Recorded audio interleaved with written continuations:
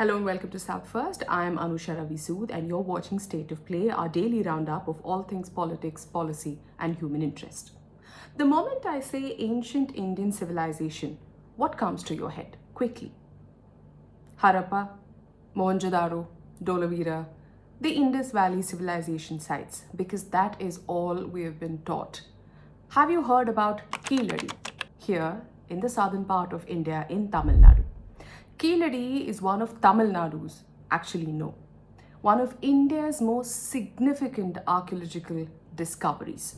Keezhadi, a site that proves the existence of an ancient Indian civilization along the banks of the Vaigai River, rather an ancient Tamil civilization, also proves claims of the Sangam era or the period deemed to be the golden era of Tamils where art, culture, literature thrived.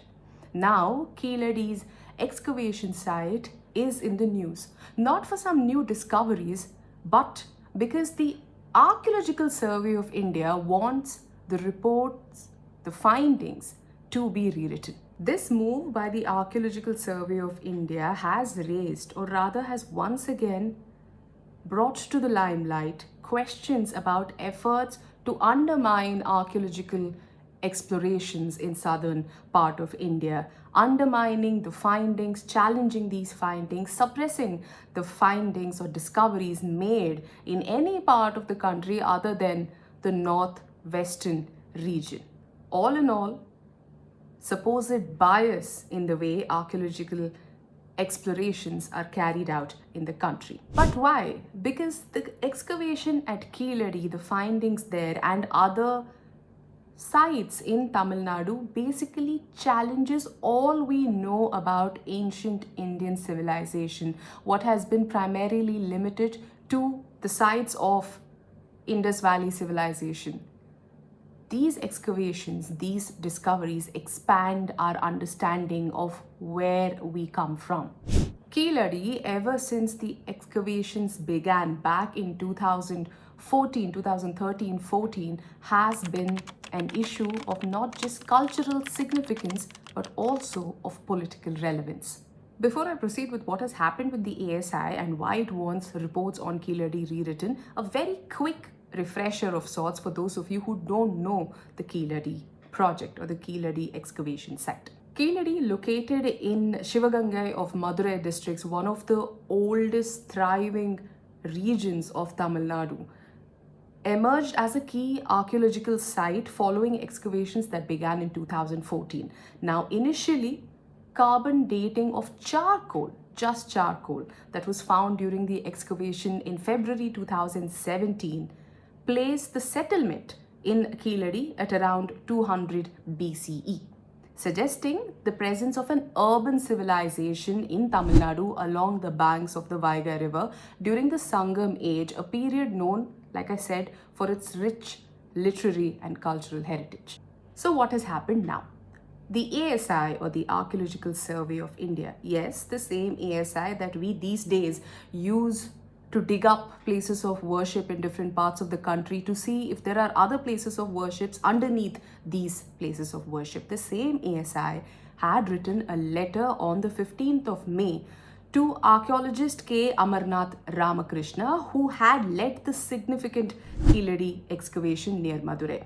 In its letter, the ASI has asked him to revise and resubmit his detailed report with necessary corrections. That's how ASI puts it on the ancient site. In its letter, ASI has also cited two experts who have pointed to apparent irregularities, inconsistencies, or lack of information. But surprisingly, the ASI has not named these two experts or their antecedents. Here is what the ASI wants specifically. According to the ASI, 3 periods require proper nomenclature or reorientation, and the time bracket of the 8th century BCE to 5th century BCE for period 1 requires concrete justification. Archaeologist Ramakrishna submitted his entire report in 2023, that is 2 years ago. For 2 years, the ASI had no concerns. Now, 2 years later, the ASI is asking for this entire report to be rewritten. When he submitted his report in 2023, all the findings were accepted as proven, as scientific. But the ASI's move apparently is not surprising, because this isn't the first time that ASI has attempted to undermine Keezhadi excavations. In fact, even before archaeologist Ramakrishna could submit his report in 2023, in 2017, just when crucial artifacts were being discovered from the Keezhadi excavation site, the key archaeologist was transferred out to Assam. Archaeologist Ramakrishna was transferred to Assam, and soon the ASI stopped the excavation project, deeming that all the findings were not significant enough to proceed with further digging, further exploration. Compare this to the kind of excitement ASI shows in the Indus Valley civilization sites. Now, in response to this letter that ASI has written 2 years after he submitted his report, the same archaeologist K. Amarnath Ramakrishna has written a very strongly worded letter in reply, very formal but very, very stern, in which he has very categorically refused to revise, rewrite, or change any aspect of his report on Keezhadi that was submitted 2 years ago. In his response, Ramakrishna noted that the dating was firmly anchored on the accelerator mass spectrometry, that is AMS. It also had the stratigraphic context. All details of layers were there, but in case the ASI believes that the numbering has to be added, he would be more than happy to do so. He also pointed out one of the concerns that ASI had raised, that was that it did not have clear maps, locations pointing out, to which the archaeologist responds and says, clear markation, the geography of the entire region, maps of every village, every site was handed over to the ASI in 2023, along with his report in hard and soft copies. Ramakrishna did not stop at that. He in fact goes on and says, the view expressed by you for further examination of sequence is against the well-reasoned conclusive finding of the excavator of the site. And this is what he writes back to the ASI, although he has not spoken to the media. Sources close to him have revealed what contents exactly were there in the letter that he wrote as a response to ASI. Now, why all of this ruckus? Well, like I said, Keezhadi has always been a political topic, especially between the Sangh Parivar's attempt to portray the Indus Valley civilization as a Hindu Aryan civilization, to the extent of insisting that the Indus Valley, after which the entire Indus Valley civilization is named, is the actual ancient mythical Saraswati River. Whereas on the other side, Tamil Nadu, that insists on being proud of its Dravidian identity, several researchers, scholars in Tamil Nadu believe that the people who were in Keezhadi or other parts of the Vaigai River basin, people who probably created or came up with, featured in the Sangam literature, were probably descendants of the Indus Valley civilization, of people from that civilization who moved south due to various reasons.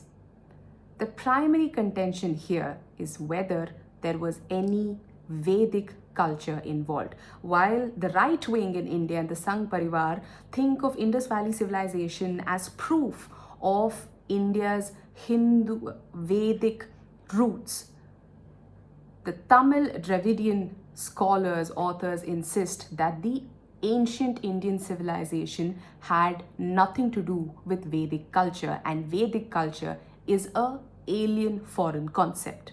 The actions of the ASI since Keezhadi was first initiated since 2014 have been suspect. Like I said, within 3 years of the excavation beginning, and just as Keezhadi's artifacts were beginning to yield results, the ASI transferred the chief archaeologist to Assam in 2017. They also shut down excavations in Keezhadi, citing lack of scientific findings. It took a court intervention to restart the Keezhadi excavation process, and this time around it was the Tamil Nadu government that chose to fund it, not the ASI, not the union government. The Tamil Nadu State Department of Archaeology allowed to resume digging in these sites. What this led to is discovery of tens and thousands of artifacts, all of them strengthening Keezhadi's claim of being a significant urban settlement from the Sangam era or earlier. If the charcoal carbon dating in 2017 had placed the era at around 200 BCE, in 2019, the researchers there hit another jackpot. In 2019, the excavations at Keezhadi on the periphery of Madurai yielded artifacts dating back to 580 BCE. Some of the graffiti found in these artifacts bore similarities to script that is believed to be evolved from the Indus Valley script.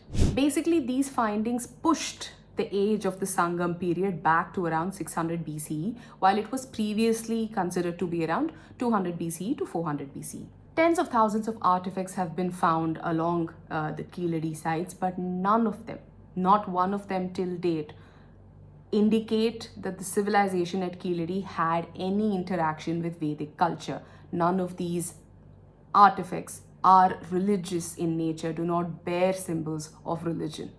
So now you can compare Keezhadi's findings and the lack of religious markers to the Sangh Parivar's attempt to claim the Indus Valley civilization as a proof of Vedic roots of India. Keezhadi's excavations and the artifacts being found there contradicts the entire Sangh Parivar's claim of a Hindu Aryan civilization being the original inhabitants or being the very nature of ancient Indian civilization. Ramakrishna's work at Keezhadi revealed multiple layers of habitation, including pottery, tools, other artifacts that collectively pointed towards a sophisticated and ancient Tamil culture with advanced urban planning. But there should be some suspicion for this bias, right? Because a lot of these scholars believe that the ASI has been extremely biased against excavations in the southern part of the country, even after so many artifacts have been yielded thanks to these excavations in Keezhadi. Other than the entire Dravidian Aryan fight or the Sangh Parivar's claim over IYC and the Tamil scholars or Tamil historians' theory that the Tamil people descended from Indus Valley civilization over the years due to different reasons, another is also scientific discoveries. The presence of such an ancient, advanced civilization in the south could pit itself against the idea that the Indus Valley civilization had ushered in the Iron Age. Several politicians in Tamil Nadu have often accused the union government and the ASI, primarily controlled by non-South Indians, of trying to suppress facts about ancient civilizations in this part of the country. And Tamil politicians, scholars, journalists, historians, all of them draw heavily from the Sangam era literature and the similarities between what is described in the Sangam era literature to what artifacts are being found in Keezhadi. So for them, Keezhadi is proof of a thriving Tamil culture during the Sangam era. But here is where things get really interesting. You may call it coincidence or a recurring pattern. The ASI's letter to the archaeologist who led the Keezhadi excavation comes barely 4 months after Tamil Nadu Chief Minister M.K. Stalin declared that new studies conducted by the Tamil Nadu government, which have been peer-reviewed, show that the Iron Age in India began on Tamil soil 5,300 years ago.